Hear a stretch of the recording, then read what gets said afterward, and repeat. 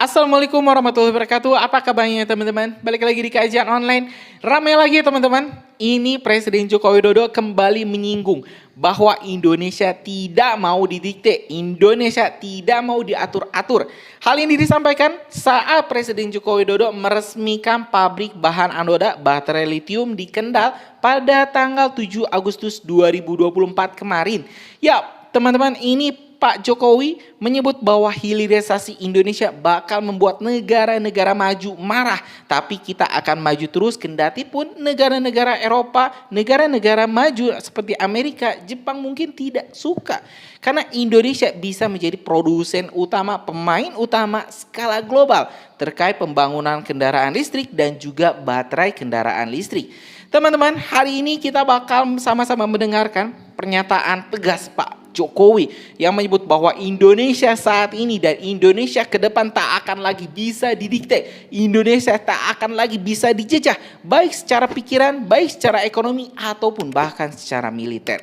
Yuk teman-teman, kita langsung saja simak pernyataan lengkap dari Presiden Joko Widodo. Bismillahirrahmanirrahim. Assalamualaikum warahmatullahi wabarakatuh. Selamat pagi, salam sejahtera bagi kita semuanya. Yang saya hormati para Menko, para Menteri, pimpinan DPR RI yang hadir, Gubernur Jawa Tengah, Bupati Kendal, yang saya hormati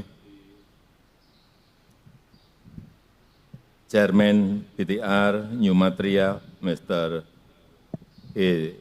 Zwegin, dan seluruh jajaran manajemen, Bapak Ibu hadirin dan undangan yang berbahagia.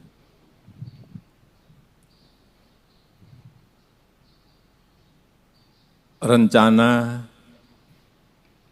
yang sudah kita putuskan beberapa tahun yang lalu untuk membangun sebuah ekosistem besar kendaraan listrik satu per satu mulai kelihatan nyata dan betul-betul sudah ada di negara kita Indonesia. Dimulai dengan nikel yang kita stop ekspor raw materialnya di tahun 2020 dan saat itu banyak yang menentang dari dalam negeri sendiri, karena kita pada saat awal kehilangan kurang lebih 1,5 billion US dollar atau 20-an triliun rupiah.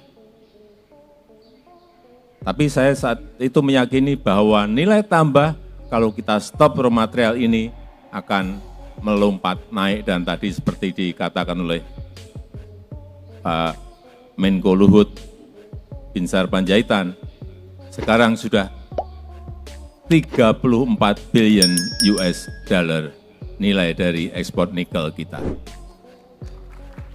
Dari yang sebelumnya 33 triliun melompat menjadi kira-kira 510 triliun rupiah. Lompatan yang sangat besar sekali. Meskipun sekali lagi awal-awal banyak yang tidak setuju, pro dan kontra, dan juga yang kedua, kita juga digugat oleh EU, oleh Uni Eropa, dan kita kalah. Tapi saya sampaikan, negara ini adalah negara yang berdaulat. Kepentingan nasional adalah segala-galanya buat kita. Tidak bisa kita didikte oleh siapapun.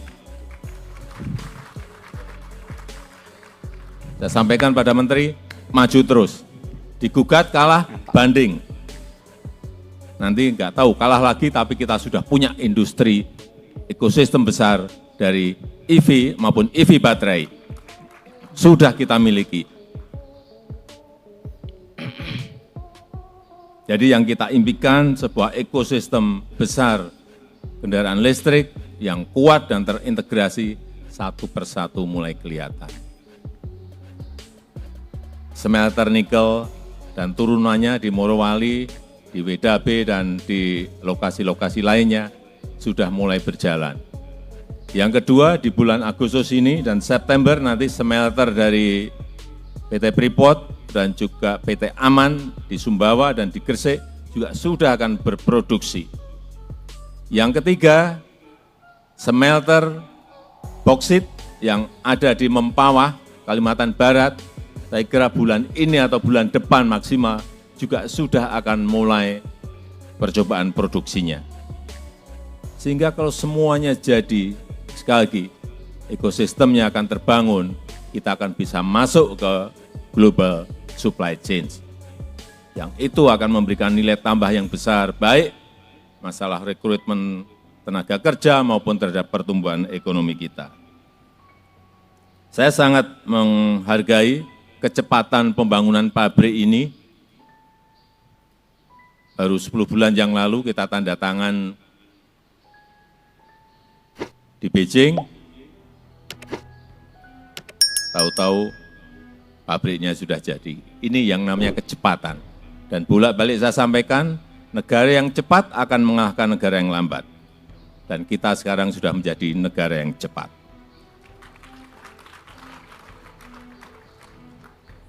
Pabrik bahan anoda baterai ini sebagian memang barangnya kita impor.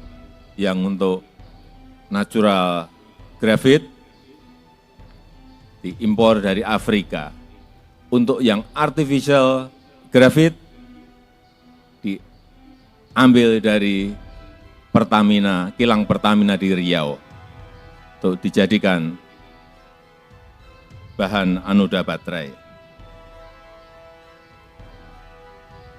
Dan juga untuk industri baterai litium, memang kita nggak punya litiumnya. Kita juga sudah ngambil litiumnya dari Australia.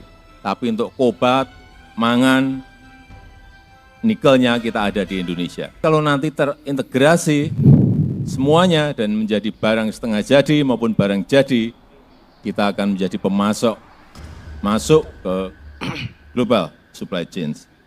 Saya sangat senang bahwa di PT BTR ini sudah bisa memproduksi 80.000 ton material anoda per tahunnya. Yang ini kalau dijadikan ke mobil, ini akan menjadi 1,5 juta mobil listrik. Sangat besar sekali. Apalagi kalau nanti ditambah dengan 80.000 produksi, 80.000 ton produksi di industri ini. Berarti akan menjadi 3 juta mobil listrik per tahunnya. Sebuah jumlah yang sangat besar sehingga kita akan menjadi pemasok terbesar baik EV baterai maupun kendaraan listriknya. Saya rasa itu yang ingin saya sampaikan. Sekali lagi, saya sangat mengapresiasi pembangunan pabrik ini sehingga rencana besar untuk membangun ekosistem mobil listrik yang terintegrasi dan kuat betul-betul satu persatu akan terrealisasi. Dan dengan mengucap Bismillahirrahmanirrahim pada pagi hari ini, saya resmikan pabrik anoda baterai litium PT Indonesia BTR New Energy Material di Kabupaten Kendal, Provinsi Jawa Tengah, Indonesia. Terima kasih. Wassalamualaikum warahmatullahi wabarakatuh. Dimohon berkenan mendampingi. Ya, teman-teman, barusan telah kita sama-sama dengarkan pernyataan dari Pak Jokowi terkait pentingnya hilirisasi dan ketegasan bahwa Indonesia tak mau lagi didikte oleh bangsa manapun dunia, mau itu Amerika, mau itu Eropa. Tak ada lagi satu bangsa negara dunia yang berhak mendikte, yang berhak memonopoli sumber daya alam Indonesia. Dan teman-teman, kendati pun negara-negara maju tidak akan senang, kendati pun negara-negara Eropa akan menentangnya di WTO, kita akan tetap maju, kita akan teruskan pembangunan hilirisasi kita sehingga nanti teman-teman 50 tahun ke depan Indonesia saya yakin akan menjadi salah satu negara paling kaya di dunia. Karena bagaimana tidak teman-teman, kita itu hampir punya semua hal yang dibutuhkan oleh negara-negara maju untuk bisa tetap mempertahankan hegemoninya. Dari mulai pertambangan teman-teman, kita punya perikanan juga, kita punya perkebunan, kita memiliki semua hal yang memang dibutuhkan teman-teman. SDM kita pun adalah salah satu SDM yang paling cepat berkembang ya. Walaupun memang kita masih perlu teman-teman, ini perlu belajar, masih perlu waktu. Tapi mudah-mudahan kita teman-teman tetap berada di jalur yang benar. Pemimpin-pemimpin kita selanjutnya bisa terus membawa Indonesia menjadi negara-negara yang hebat, dan semoga pemimpin kita selanjutnya bisa terus meneruskan program hilirisasi ini. Jangan sampai nanti pemimpin kita selanjutnya setelah Pak Prabowo nanti selesai dilanjutkan dengan ya yang pro Amerika lagi, yang pro Eropa lagi, akhirnya nanti pabrik-pabrik pembuat kendaraan listrik kita ditutup. Itu bukan hal yang mustahil loh teman-teman, karena dulu industri dirgantara kita pernah ditutup hanya karena kita kesulitan ekonomi dan perlu anggaran lebih. Akhirnya ya kita menutup industri dirgantara kita untuk mendapatkan bantuan pinjaman dari IMF. Dan itu sekali lagi teman-teman, hal yang sangat mungkin bisa terjadi. Karena itu kita sebagai anak bangsa, mari kita pastikan hal buruk, mimpi buruk itu tak pernah lagi datang dan tak pernah lagi terjadi untuk bangsa kita ke depan. Terima kasih teman-teman telah menyimak video informasi dari Kajian Online. Kita bakal upload video-video menarik lainnya di Kajian Online. Kalian itu subscribe dan nyalakan lonceng notifikasinya biar teman-teman gak ketinggalan informasi menarik lainnya di Kajian Online. Assalamualaikum warahmatullahi wabarakatuh.